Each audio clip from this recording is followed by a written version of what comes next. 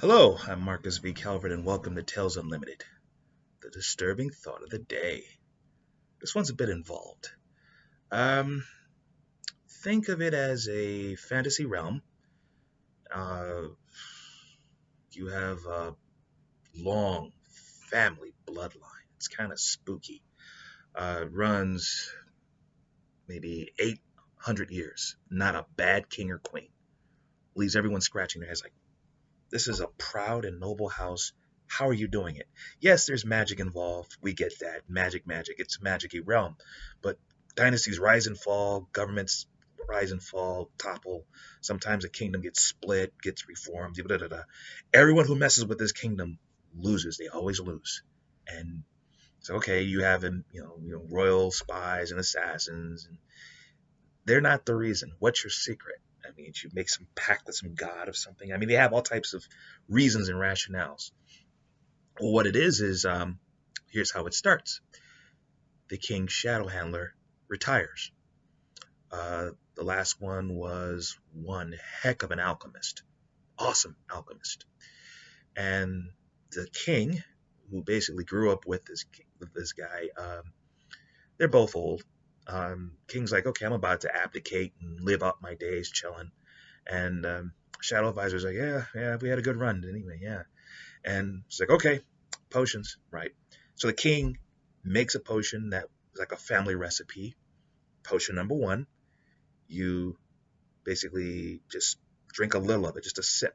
And then all of your relevant memories of your service pour into the rest of the potion. So you drink half of it, or maybe, and the rest of it, boom, stick it in a sealed vault thingy covered in mystical glyphs, unbreakable. No one can open it but the king.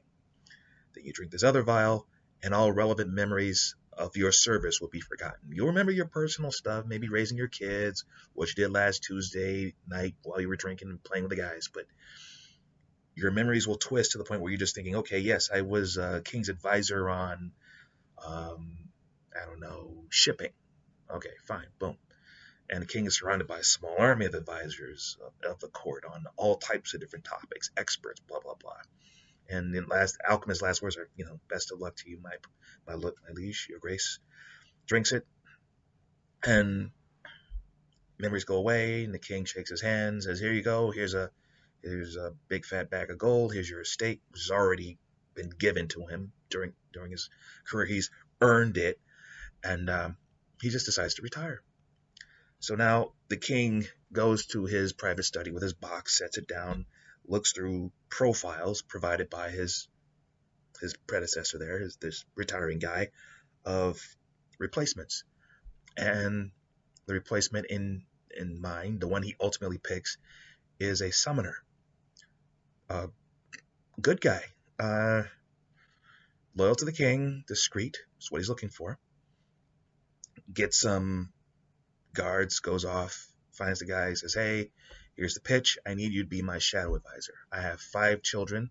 I need you to look after them. I need you to look after the crown. I need you to look after the realm, however you see fit.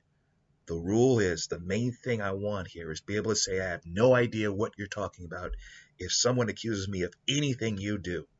All right? I want to be able to sleep well knowing my kingdom is safe from threats my armies can't stop, my spies can't stop, my mages can't stop. I need you to find the odd things that threaten my children, myself, my realm. Do you understand?" "I do, my lord." "Okay, well, you take the job?" "Yeah, sure." Um, then welcome to my court. You are going to be my advisor on royal gardening. Here, drink this. So he drinks it, and he has all the relevant experiences of the predecessor, going back maybe 30 years. It's like, wow. Okay. I will need a vial of blood from each of your kids. Um, okay, why? There's a summoning thing. If I basically drink a vial of their blood, I can then see what they're doing. It's a little known ritual.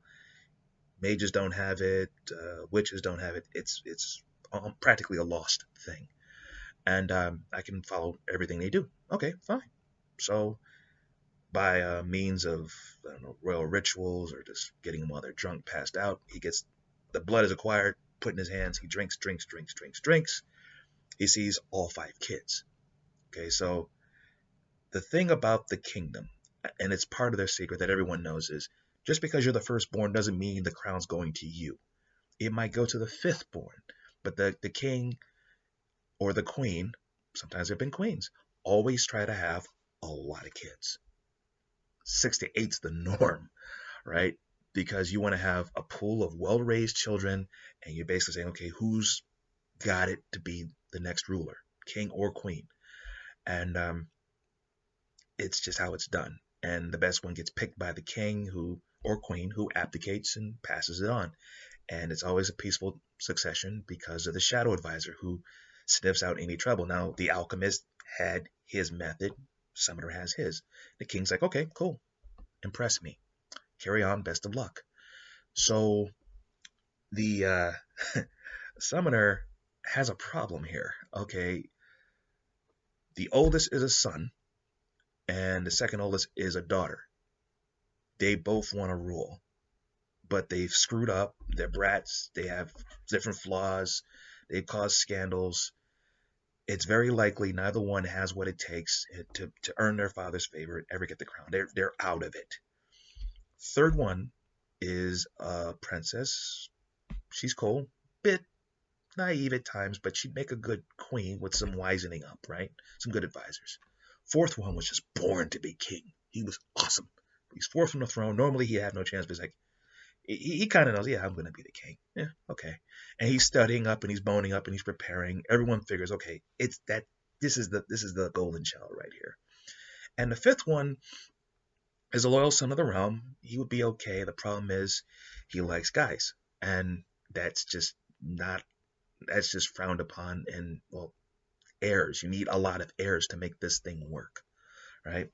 I mean, if push came to shove, he would be a decent king. He doesn't want it. That's the problem.